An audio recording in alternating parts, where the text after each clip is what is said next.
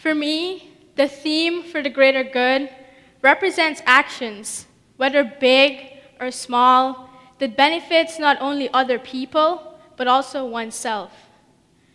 What I'm going to talk to you about is an individual practice that has an effect on us as individuals acting towards the greater good. In my experience, I make more meaningful contributions when I'm happy and at peace with myself. This concept interrupts the idea of acting from a place of self-interest, and I will tell you how. But before I begin walking you through this, I would like us to do a little exercise. I want you all to feel present. Present here and in your seats. Be aware of where your body touches. Shift positions if you need to. And then if you feel comfortable, I want you to close your eyes. Can you identify what or how you feel? For some of you, you might be struggling to find a word, and that's okay. For others, you might already know. Can you recall a memory of when you were at your happiest? Stay with that memory for a moment. Notice where you are. How are you? Is there something about the weather that is pleasant? Who is there with you, if anyone? And then I want you to think about a couple of words that could speak to that sensation and that moment. So for me, the memory that comes up is back in December of 2019, sitting with my family at the side of the lake, looking at the sunset. There was just a lot of laughter. And so the words that come up for me are sunset, family, and warmth. I want you all to remember the words that you choose, because we're going to circle back to them in the end. You can now open your eyes if you did close them. Thank you. Today I'd like to share a story with you all. The story of me leaving home in pursuit of a better education and opportunities for me to contribute towards the greater good. On August 14th, 2016, at the age of 16, I left home alone for Costa Rica to attend United World College, Costa Rica, and what many of you know as UWC. This was a journey in which I led with feelings of fear and sadness. I could vividly remember the day we left our home for the airport. To get there, we had to cross this major river by boat, a boat ride I'm very fond of. Yet, in that moment, I could remember the sinking feeling I had. It was a big deal for everyone in my family. I was the first person to leave home at such a young age. I remember arriving in Costa Rica and not finding a sense of home immediately. I did not like the food. I could barely speak the language, and I missed my family. Now, UWC, United World College, for those of you who don't know, is all about cultivating an experience through which we learn how to make a difference and how to be agents of change. UWC as an organization's mission is UWC makes education a force to unite people, nations, and culture for peace and a sustainable future. With this in mind, I quickly began to question, how was I going to make a difference in the world and contribute towards the greater good, feeling the way I was feeling?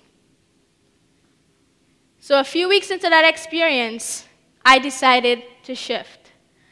I was going to change how I felt. But first, I really needed to understand and recognize what I was feeling.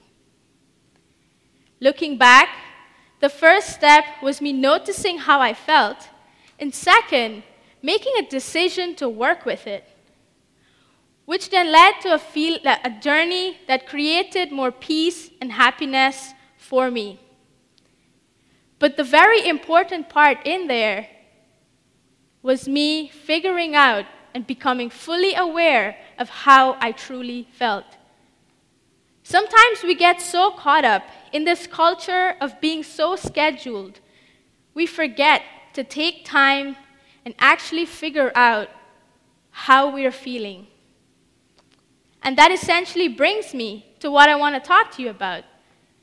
The connection between that personal happiness and peace and our actions that are supposed to make a difference, whether those actions are big or small.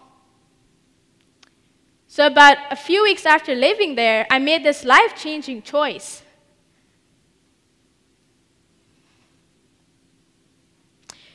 So about a few weeks after living there, I made this life-changing choice.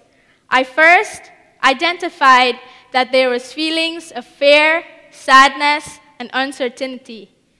And the second choice I made was to work with those emotions and nurture them from within. So instead of lying in my bed, sulking, thinking about how much I missed home, I got out and did whatever event was going on at school, whether that was going to an open mic at night or to the fruits market on an early Sunday morning. I mean, can you really imagine a 16-year-old me waking up on a Sunday morning at 7:30 to walk to the fruits market? But I took the time to talk to people and to listen to their stories and choosing to share mine. And I soon realized that by choosing to share my story and by choosing to be more actively happy and present, everyone was in the same struggle bus I was. Except now we were sharing that struggle. And interestingly, I realized that I was dealing better with my stress levels by helping others deal with theirs. And so we found home and family in each other. And by choosing to share my story, I realized that my home and family will always be with me. Suddenly, I was having fun. Life felt enjoyable again, and I was happy. At the end of my 2-year journey in Costa Rica, I was inspired to live a full life. I was inspired to make a difference in the world, no matter how little, knowing that those actions came from a genuine place within me. And it all started with this idea of nurturing our emotions in alignment with our bodies from within. And it led me to believing that we can only truly give from that which we have within ourselves. Here I want to share a quote with you from Leela Watson, and it reads, "If you have come here to help me, then you're wasting your time. But if you have come here because your liberation is tied up with mine, then let us work together." It rings home to this idea that we can only truly give from that which we have within ourselves. And we are so intertwined in this world. So if we're talking about creating for the greater good, then I need to make sure in my heart, with my body, in this life, I'm creating space for that in me, so then I can give from there. And that is how I believe it interrupts the idea of self-interest, where we're so focused on caring for ourselves. With our lives being changed drastically in the last 2 years, living through the uncertainties of the pandemic, the most important thing I've learned is to live fully in no matter what circumstances life gives to us. Happiness is a personal choice I find myself making daily, sometimes hourly, or even by the minute. And I find it so incredibly important to include other people in that happiness, especially people sharing the same circumstances, because that is how we truly nurture each other. Sometimes when we speak about doing for the greater good, it's only about actions, big or small, done by us for other people. But this concept of nurturing our emotions and creating that personal peace and happiness introduces the concept that in order to improve the quality of impact for the greater good, it all starts with that peace and happiness within ourselves. Circling back to the exercise in the beginning, remember those words I asked you to connect to your moment, your happiest moment? Think of those words and connect with them as something like an intentional practice that you want to nurture from within. These are the words from which you will fill your cup. I shared with you that two of my words were sunset and family. And literally, sometimes I sit by my room window watching the sunset, talking with my mom on the phone about the most random funny things ever. And that is how I truly recharge.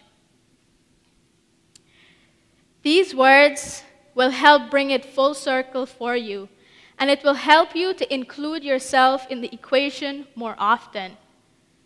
So as you leave today inspired, hopefully to make a difference and define what for the greater good means for you, I hope we choose to identify, work with emotions, and share from a genuine place within us. Thank you.